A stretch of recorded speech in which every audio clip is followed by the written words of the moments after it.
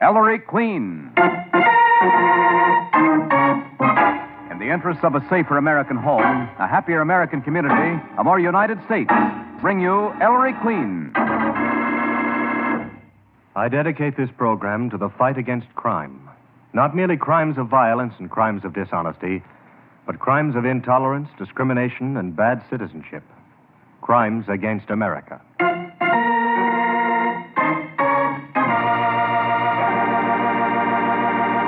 Brings you another case in the career of Ellery Queen, celebrated fighter of crime.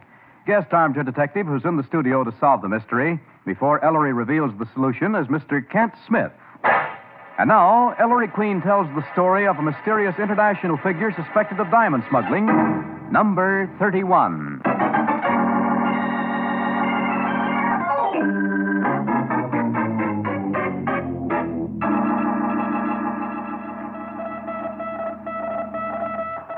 Just a minute, Charlie. Inspector. Huh? Who is it, Ellery? A radio phone. Charlie says some guy's calling the police department from the steamship at G at sea. So I'm elected, huh? Inspector Queen speaking. You kept me waiting. Hi, Kip. Who is this? George Arcaris. Oh, yes, Mr. Arcaris. Well, what can I do for you? You and your police and your customs officials can let me alone. That's what you can do for me, Inspector, whoever you are. Well, now, I don't get you, Mr. Arcaris. If you're on shipboard in mid-Atlantic, You can let me alone when the ship docks in New York. Oh, expecting trouble with the customs, Mr. Arcaris? Very humorous.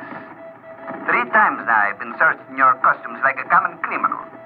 If it occurs this time, I shall make the most vigorous representations to my government. Do you understand me? Inspector, what is your name? I understand you.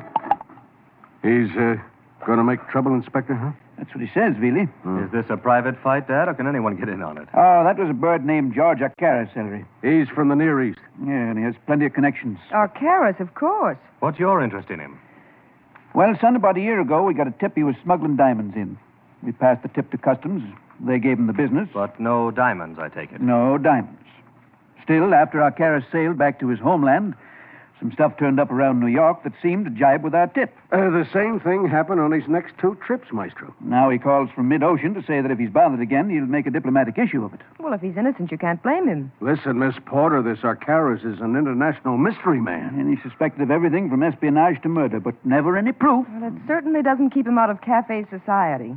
He's always being wined and dined by people like Pip Estrom and Sue Mounting and that crowd. Oh. Who's been passing these tips along, Dad? Oh, they've been coming in by way of the underground. Veely, get me ZK at customs. Yes, sir, right away.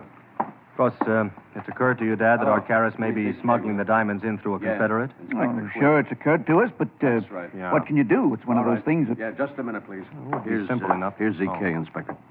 Zach, anything come in on George Arcaris? Uh-huh. Yes, I know. Well, I just got a notion about that. I'll call you right back. There's been another tip. Now, listen, Ellery. We must make sure that Arcaris isn't slipping the ice to a co-worker to carry off. Now, would you make sure for us? It's a delicate situation, Maestro. If you tell us he hasn't passed anything to a pal, we'll search Arcaris and customs, Ellery. I'd have to board the Aegea quite a bit before she docks, Dad. That'll be a cinch now. I can arrange it with the port and customs people. All right. Now, look here. You go out Sunday with the pilot and mingle with the passengers.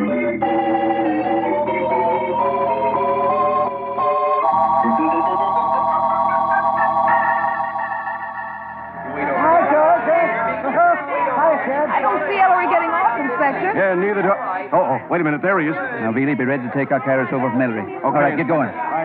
So that's Mr. Arcaris. Let's get closer, Nicky. Why, Inspector, there's Pip Estrom and Sue Mounting, his fiancée. His society friends, huh? Pip, Susu, here I am. Susu, there he is. Hi, George. Darling, hi. I'll see you as soon as I am finished with the customs. Don't let him push you around, George. Don't worry. Well, Ellery, Nothing doing. he didn't pass it. I'm positive. Haven't had my eyes off him. If he's smuggling anything, Dad, it's in his luggage or on him. Well, that means a body search. And I better go tell Zach. Thanks, son. Phone me at home, Dad, will you? Uh-huh. I wonder if they'll find anything, Ellery. I wonder.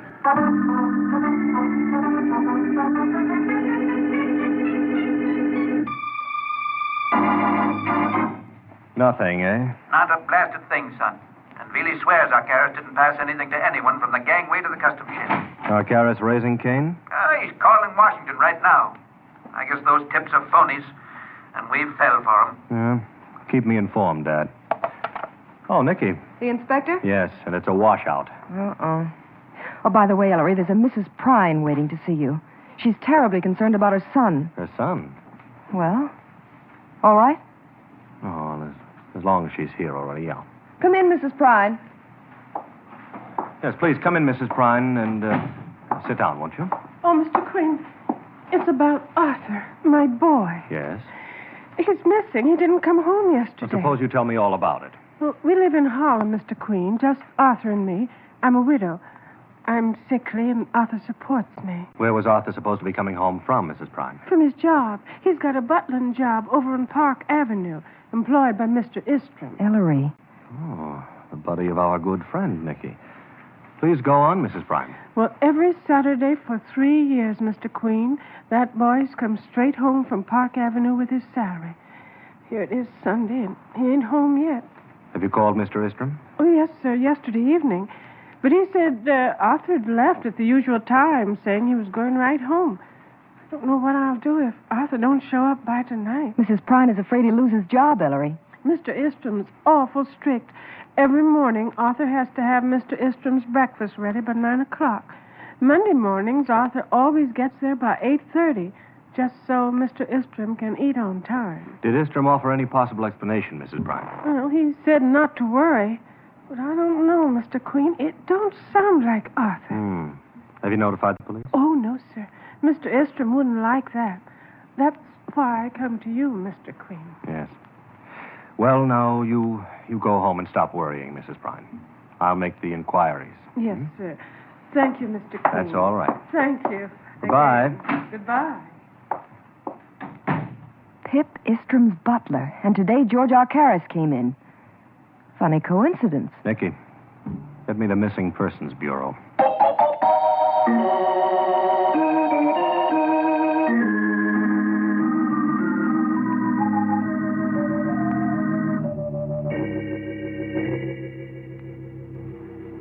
Here she is, Ellery. Oh. Good morning, Mrs. Prine. Morning, Mr. Queen. Miss Porter. Morning. I got down here just as fast as I could. Mrs. Prine, I think we've found Arthur. You have? Well, where is he? Mrs. Prine. Yes, sir. I'm afraid we have some dreadful news for you. This is the city mortuary. What, sir? This is the morgue, Mrs. Prine. Nicky. All right, sir. It's all right. Lean on me, Mrs. Prine. Do you think that you're up to identifying Arthur officially for us, Mrs. Prine? I want to see my boy. Nicky? I know, Ellery. All right, Mrs. Prine.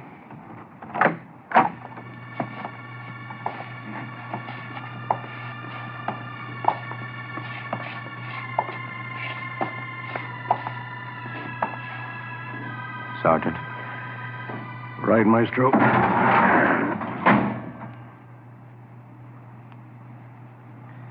That's my son. Arthur! He was all damp, wet like. His body was taken out of the East River at 5 o'clock this morning. Arthur never did a wrong thing in his life. Only maybe play 10 cents on the numbers once in a while. He won $20 last month playing the number 31. What? Yes, sir. He liked that number, 31. Been playing it for most a year. Do I go home now? Sergeant, take Mrs. Prine home, will you? Yeah. Go on, Miss Prine. Easy. Go on. I think I'd like a cup of coffee, Ellery. Then Pip Estrom is going to have to give it to you. Estrom? But, Ellery, it's so early in the morning. It's only 7:15. This can't wait, Nicky. There's a connection between Arthur's death and George Arcaris.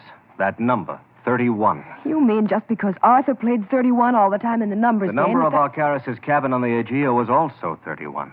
Come on, Nicky.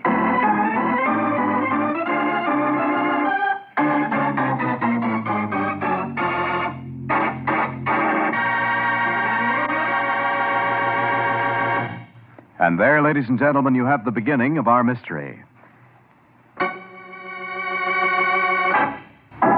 And now, back to our story. Hopping into a cab, Ellery and Nicky go directly from the city mortuary to Pip Estrom's apartment on Park Avenue. I can't see anyone at this hour. I'm just having my breakfast. Mr. Estrom, your butler is dead. Arthur? Dead? Well, come in. Thank you. Yes, thank you. Please forgive the appearance of my apartment. Arthur was the only servant I employed. Dead. That's something of a blow. He was a jewel. Won't you sit down? Thanks, Mr. Estrom, but we... Mind if I have another cup of coffee? Not at all. Join me? No, thanks. Arthur's mother phoned me Saturday night, but naturally... How'd he die? Run over? Stabbed in some Harlem brawl? Even if he was in a brawl, Mr. Estrom, I strongly doubt that it took place in Harlem. He died of a cerebral fracture. There's a bruise on his jaw, and the back of his head is not pretty. And then his body was dumped in the East River, like a sack of garbage. In a word, Mr. Estrom, Arthur was murdered. That's clumsy of me. Well, see here, Queen. Do the police think I did it or some such nonsense? The last time I saw Arthur was Saturday evening when he left here perfectly all right. Mm-hmm. I take it that your friend, George Arcaras, knew Arthur. Sure. What has Arcaras to do with Arthur's death, Queen? That, Mr. Estrom, is what I propose to find out. George. He only got into the States yesterday morning. Arthur may not have been murdered until yesterday afternoon. Immersion in water, you see, often makes it difficult to fix the exact time of death. Now, look here. I'm getting a little bit bored with all this. My fiancée, Miss Mounting, and I have known Mr. Arcaras for a long time, and I'm quite 31. Sure... I beg your pardon? I said 31. Does the number 31 mean anything to you, Mr. Estrom? Not a thing. Oh. Then, I'll let you return to your breakfast. Nicky?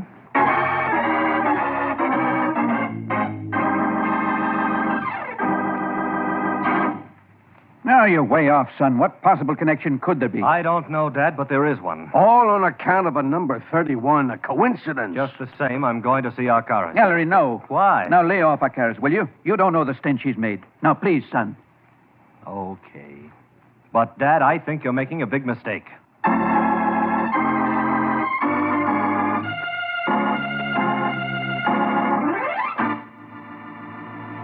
And that seemed to be the end of the diamond smuggling case.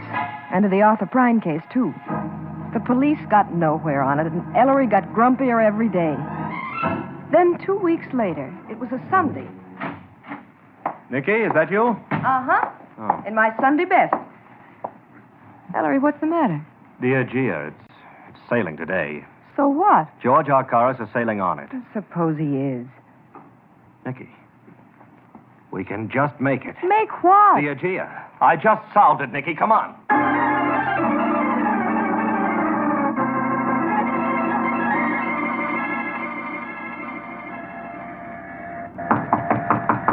I hope you know what you're doing, Mr. Queen.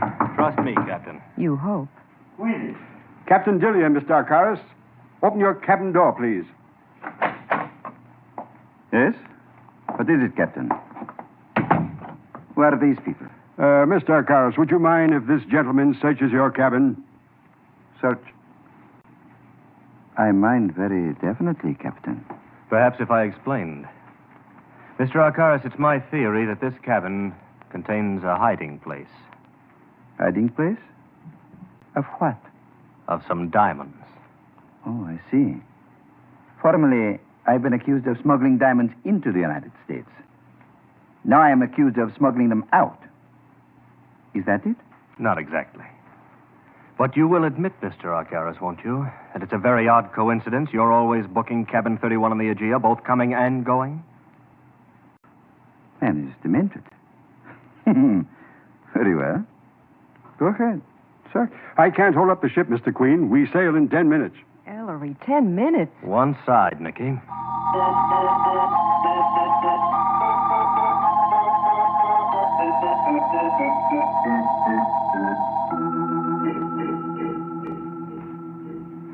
You'll have to hurry, Mr. Queen. It is a pity my good friends, Mr. Estrom and Miss Mounting, did not stay on board long enough to witness this spectacle. So Estrom and Miss Mounting were here, Mr. Arcaris. Here in your cabin? You know them? Yes, Mr. Queen. They always see me off.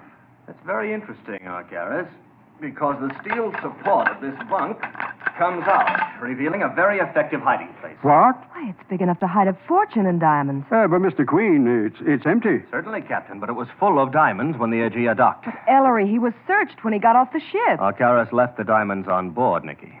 He never carried them off when the ship made port, but he made sure always to get cabin 31 for the return trip. You heard him just now. Pip Estrom and Susu Mounting always see him off. Visitors to the ship on its outgoing voyage. Such visitors are not searched when they leave.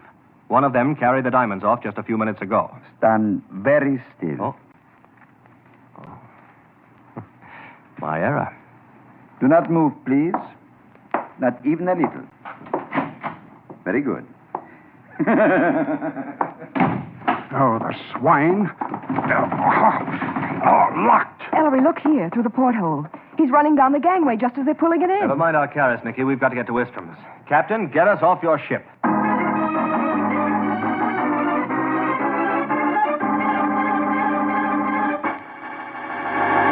And so, Mr. Estrom, I will trouble you for those diamonds. Queen, they have nothing to do with Arcaris. My fiancée, Miss Mounting, did turn some jewels over to me this afternoon, yes. But... Oh, she did? Yes, she often does. Susan was very popular before our engagement, you know, with some extremely wealthy gentry. She gambles a little, I'm afraid, and she turned some of their gifts over to me for disposal. You know, my father made his money in South African diamonds. I still have some of Father's connection. Do you doubt my word? Are you as big an idiot as you sound, Estrom? Your precious Susu has been smuggling diamonds into the United States for your friend Arcaris and getting you to turn them into cash. That's a lie, Queen. That's a filthy lie. Ellery, watch yourself. Semper, Mr. Estrom. Sorry. Wow. You knocked him out, Ellery. He's out cold. Yes. Now to find those diamonds. Don't bother. Huh? Susu Mounting. I've got them. Mr. Queen, isn't it? You know, Miss Mounty, that gun is probably loaded. You sure you know what you're doing? Oh, stop it.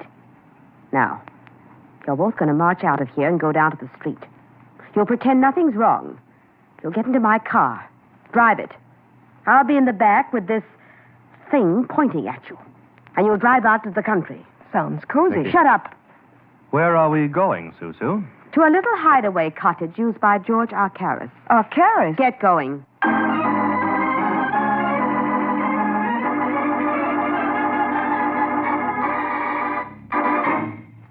You are an idiot, Susu, to bring them here. Why did you not shoot them in Pip's apartment? Well, I'm not as used to shooting people as you are, George. I'm getting out of here. Stay where you are. Perhaps it is just as well, Mr. Queen.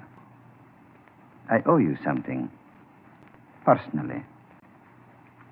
Now that Susu has brought you here, we will make the best of it, huh? We have the diamonds. This is Pip Estrom's pistol. We will concoct a plot. Ellery. It's all right, Nicky. Arcaris wouldn't be that foolish. Foolish. This cottage is owned by Pip Estrom, Mr. Queen. An accommodation to his good friend George. But nothing on paper, you understand. So we will bury you here. By the time you are found, Mr. Estrom, who has been a dupe throughout, we'll have some explaining to do. No, don't. George, wait. Wait till I go away with you. My dear Miss Mounting, we smuggle diamonds together. We will commit murder together. Oh, no. Or would you rather join them? I give you 5 seconds, Susu. Get it over with. Quick. Duck, Nicky! I've got his gun, Dad. Nice shooting, Billy.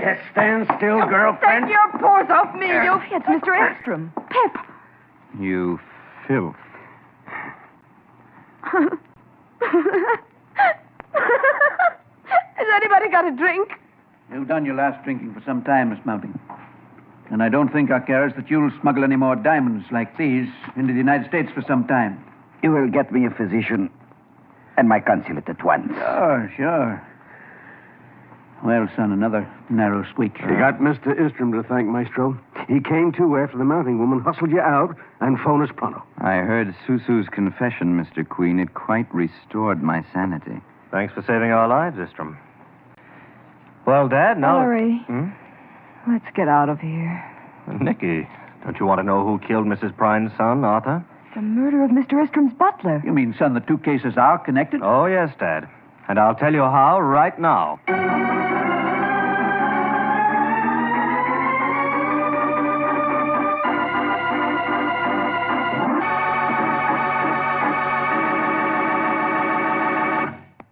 And there, ladies and gentlemen, you have the mystery. Now, Nicky, will you introduce our guest? Sure thing, Ellery. He's the popular screen and stage star, most recently seen with Anne Sheridan in the film Nora Prentice.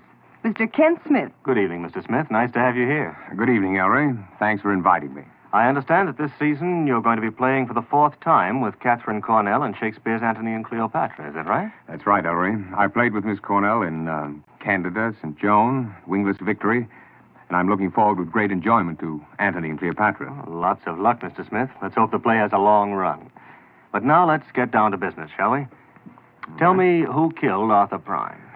Well, it seems rather simple from where I sit. I don't know whether it is or not, but I guess that Sousa's the real villain in this piece, except that she... The villainess. The villainess, yeah. Just to be grammatically correct.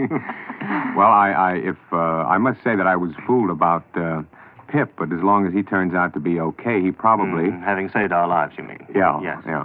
It came in handy then. And you gather it was Susu. Certainly did. Yeah. And the motive? Well, briefly? that I can't quite establish, except she might have found him.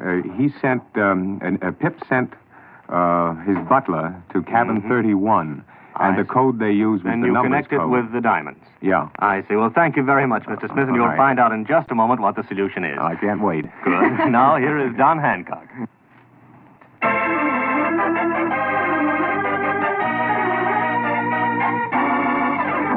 I know, but how do you... Look, Maestro, what gives? Listen, every morning for 3 years, Arthur Prine prepared his employer's breakfast by 9 o'clock. On Monday mornings, Arthur always got to Mr. Estrom's apartment by 8:30, Mrs. Prine told us, Nicky. Just so Mr. Estrom can eat on time. Now, Nicky, do you recall the morning Mrs. Prine identified Arthur's body at the morgue? Yes, it was a Monday morning. And what time was it when we left the morgue to go to Mr. Estrom's apartment? Very early. I think I said it was 7:15. That's right. We took a cab. We went directly from the morgue to Estrom's Park Avenue apartment. So when we saw Estrom, no more than 15 to 20 minutes could have elapsed. In other words, it was around 7:30 in the morning. And what was Estrom doing when we called on him at that hour? Eating his breakfast. At 7:30 a.m. But this was breaking a fixed habit of years. Why, on that particular Monday morning, did not Pip Estrom wait for his man Arthur to turn up to prepare breakfast for him? Because he knew Arthur was dead, Ellery? Well, Dad, the only ones who knew Arthur was dead at that time were ourselves and Arthur's mother. Arthur's body hadn't been fished out of the East River until 5 a.m., hadn't been identified by his mother until 7:15 a.m. 15 minutes before we found Estrom eating a breakfast he himself must have prepared, since Arthur was his only servant. There is only one way Estrom could have known Arthur was dead, and that's if Estrom had killed him. Correct, Estrom? Correct. Yeah, but, Maestro, why? And what did the number 31 have to do with it? Well, for some time, Arthur, who had a weakness for playing the numbers game, had been playing 31, because he had noticed that your good friend Arcturus always occupied cabin 31 on the Aegea. Arthur took that as a hunch, as so many numbers players do. But that last Saturday, Arthur suddenly realized that Arcturus wasn't using cabin 31 on the Aegea just because he liked it. He had probably noticed also that each time after Arcturus sailed in cabin 31 on the Aegea, your fiancé, Estrom, invariably deposited some diamonds with you. And your butler made the connection you were too blind to make. He told you that Saturday afternoon, and you must have... I was so outraged, I lost my temper and hit Arthur in the jaw with all my strength. He fell hard and fractured his head on the floor. I didn't mean to kill him. I hit his body then, in the middle of the night.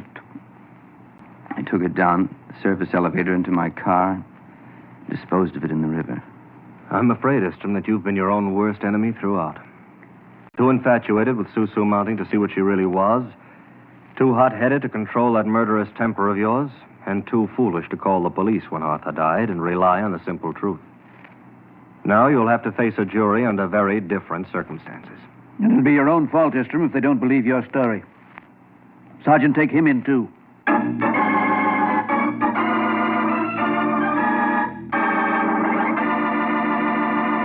And there, ladies and gentlemen, you have the solution to our mystery.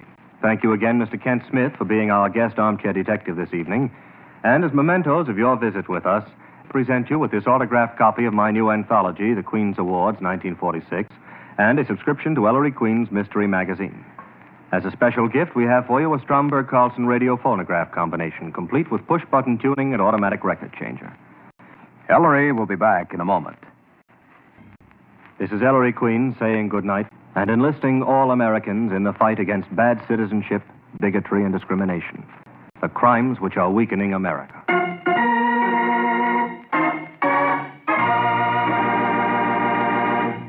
All names of characters used in this program are fictitious and do not refer to real people, either living or dead.